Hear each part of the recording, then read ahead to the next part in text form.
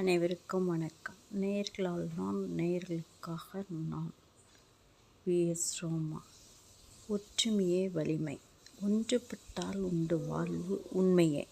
ஒரு மரம் தோப்பாகுமா? ஒற்றுமை இல்லாமல் வீணான மனிதனே வாழ்வு வீணாகுமே. ஒற்றுமையோடு வாழ்ந்து ஜெயம் கொண்டிடு. ஒருவரும் இல்லாமல் வாழ்வது சிரமம்.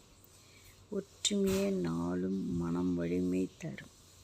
ஒற்றுமை உடல் வலுவையும் தரும். ஒற்றுமையோடு வாழ்வது மனதிற்கு மகிழ்வே. நன்றி.